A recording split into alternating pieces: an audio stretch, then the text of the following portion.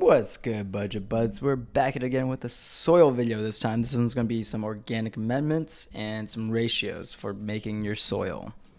Let's get into the video. It's going to be a short one, though. So I'm going to show you guys how to make a basic soil mix and how to spice it up. This is going to be an organic soil mix where we use all organic inputs with the exception of buffering the cocoa, which I will be using CalMag to buffer the cocoa. So cocoa is a type of medium that is inert, meaning it doesn't hold any nutrients, which is great. But at the same time, because it's inert, its lack of nutrients means it's very good at clinging on to nutrients. So if I were to grow a plant in cocoa without buffering it, the cocoa would compete with the plant for uptaking the calcium and the magnesium and the potassium. So all the positive cations. We don't want to grow with cocoa unless we buffer it. So the first thing is buffering. What is buffering? All it means is I'm going to wet this and then add some CalMag, and then we'll let the CalMag seep in, and then the cocoa will not cling on to all the other nutrients we add later. So the only step in this process where we're using anything that's non-organic will be the CalMag, but you guys can also use CalMag throughout the grow and skip gypsum and Epsom salt. These two. The gypsum, you can skip it if you're planning on using only CalMag, and you do the same if you can skip the Epsom as well. You can also use these as a buffering agent, but it's going to be a little bit slower acting. So I kind of want all this to be buffered because my plants are about to be chopped in the next couple weeks, and I really want to prep the soil first. In organics, it takes some time for things to break down. So if you're using a lot of organic amendments, you're going to want to probably do it maybe at least a week to 2 weeks before planting. Let me see. Got gloves. I'm going to toss away some plastic into recycling. My recycling bin. Yeah, we do mixed recycling in Roanoke, apparently. I don't know. We used to have to separate that out in North Carolina, but now we don't.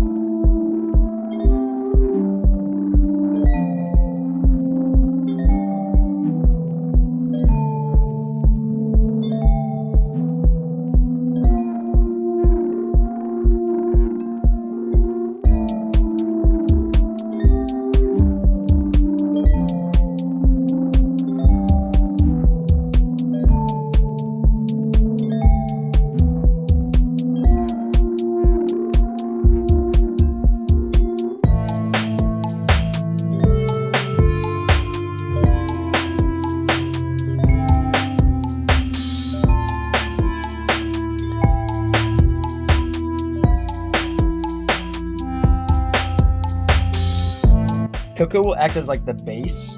We're doing a 1:1:1 ratio of castings per light and cocoa. This is a very airy mix that's meant for plants that need a lot of root space and have airy roots.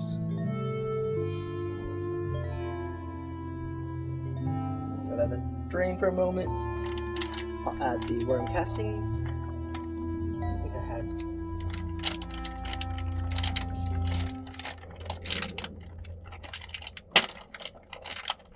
So the worm casting bag I got exploded in my car because of the elevation change, I think. So I already had a little opening. I'm gonna eyeball it. I'm looking for roughly 2/3 full.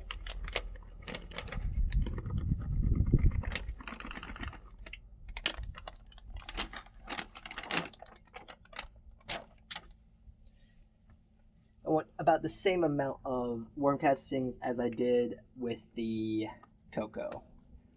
Let's see. Got that much is... I probably need a little bit more cocoa, honestly. So we're gonna mix this in. This becomes like a super soil by the end of it. I'm gonna have to go grab me like another half brick of cocoa. I'm gonna have to hit a pause on this. Hold up. My brick of cocoa that I got wasn't big enough. I'm gonna hit a pause on this 1 sec. So the first method we showed you was to rinse it with water going in a fabric pot. The second method is straight into a bucket of water that's been pre-buffered. So that's about 1.5 gallons of water that's been buffered with the CalMag.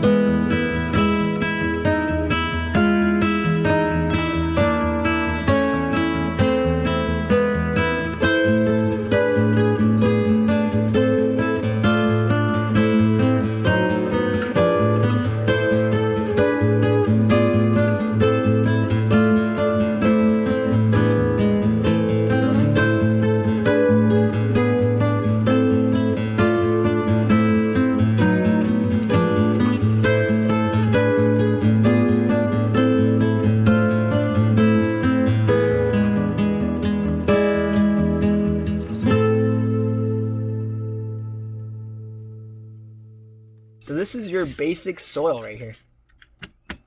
This is your soilless soil.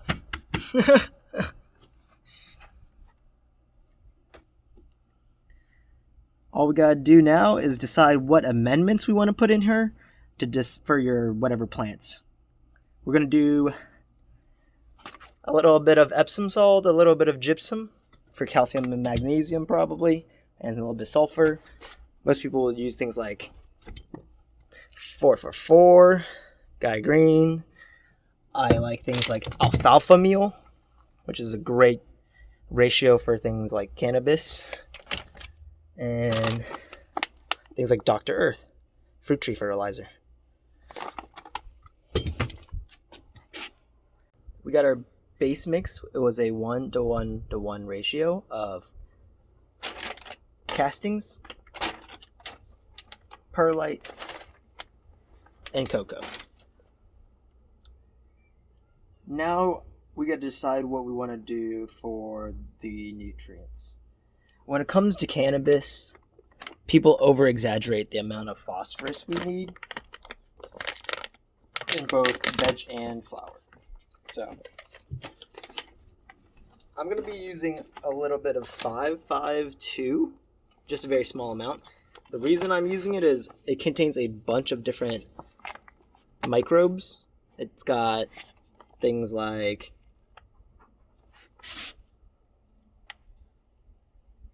Bacillus ameloliqueficensis, Bacillus licheniformis, Bacillus subtilis.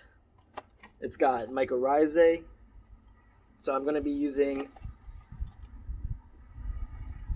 1 teaspoon per gallon, and this is a 3-gallon pot, so I'm going to be using 3 teaspoons of this. It's like I'm seasoning it. Got 6 of those in there. Those are half teaspoons, meaning I got 3 teaspoons now.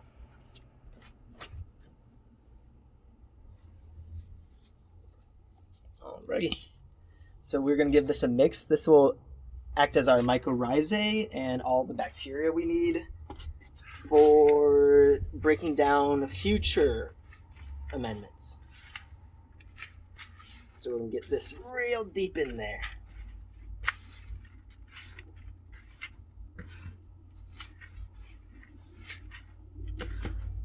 We'll give that a turn for a few moments. Alrighty. Next thing I personally want to add would be organic alfalfa meal. It's a 2.3 to 2. I'm going to need roughly 2 tablespoons per gallon, which is quite a bit, so I'm going to need a bunch of this.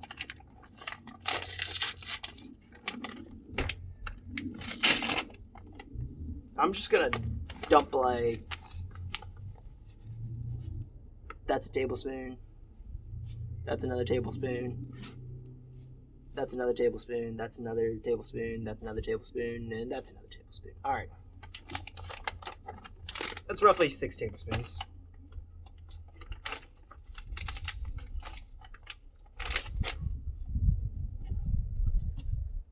Organic alfalfa meal is great because the nutritional amounts are actually not that high. 2%, 0.3, and 2, those are really low numbers. Really, really low. And it also contains calcium. So all your major nutrients that you need for growing cannabis will be there. If I had some glacial rock dust, I would suggest getting some glacial rock dust and throwing it in here, but I don't have any glacial rock dust right now. So what we did, we'll have to do.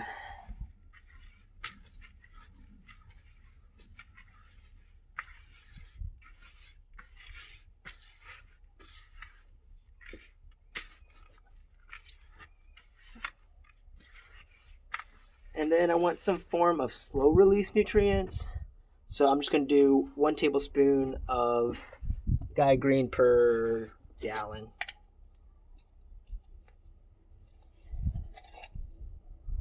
One, 2, 3. So the normal application rates, if you're only using Gaia Green 444, is 2 tablespoons per gallon. You could go up to 3, but 2's the best.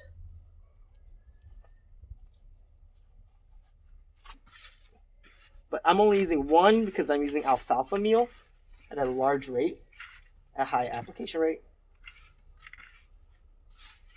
And I'm only using the Gaia Green for slow release nutrients is that plan. Most of everything organic will be slow release, but I'm trying to mainly use the alfalfa because I don't want too much phosphorus to sneak in, and it'll allow me to use more humic acid from raw. If you want to see a video on why I use these measurements and a breakdown on how you could do your own math to find optimal amount, I'll link a video for you guys. Boop. You can get that deep stuff. Oof. All the way at the bottom.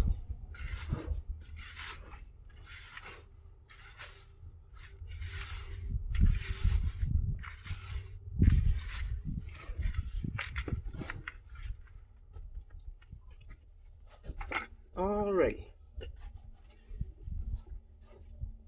I'm gonna rinse the pot off one last time.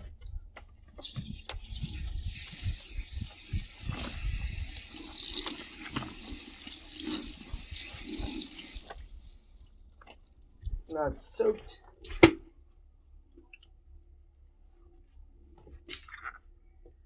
Oh, guess I can't really take you with me, so. Hold up. Let me see if you guys can even see any of this. Awesome. That's better. So I'm going to scoop this in until it's full. That's all it is. Nice and slow. Part of the mixing process. Just scooping it in.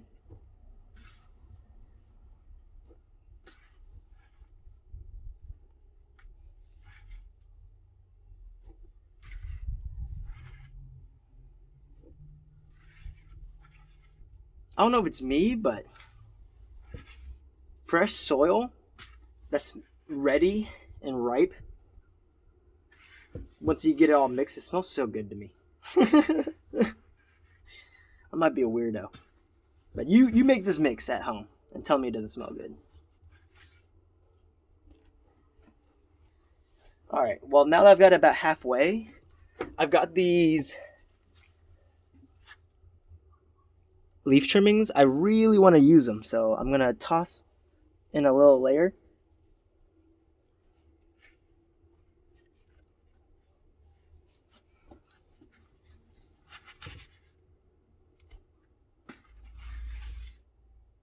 And cover them up. Because I'm not using this immediately, I'm going to be able to decompose that nitrogen into the soil. It'll be kind of like alfalfa meal. Exactly like alfalfa meal, really. So I'm going to do a lasagna method.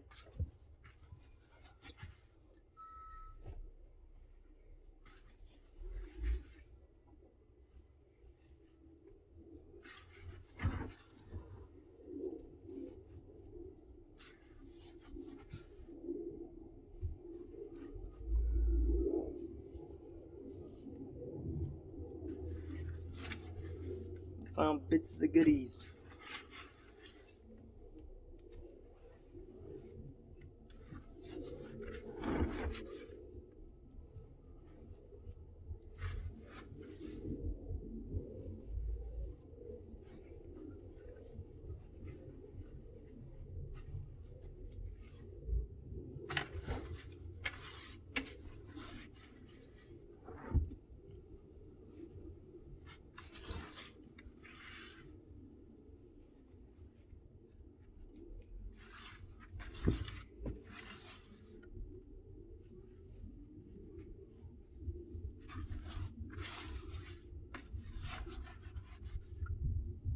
So generally I don't compact the soil.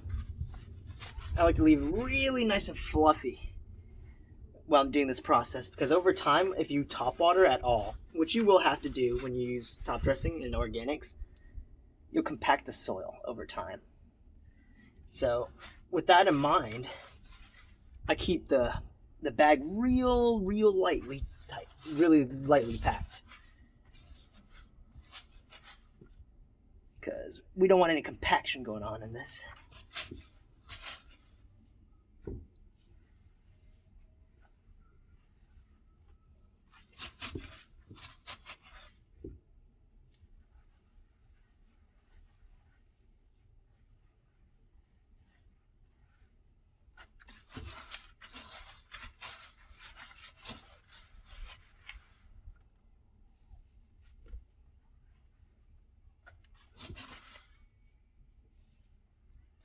Alrighty, so we got her about 95% full.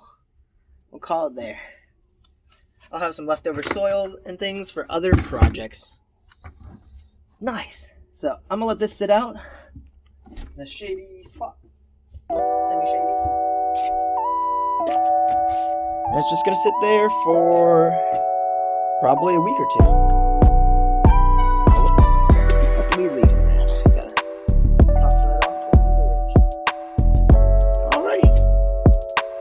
Show you guys whenever we transplant in there in like a week, whenever we chop everything. Ugh.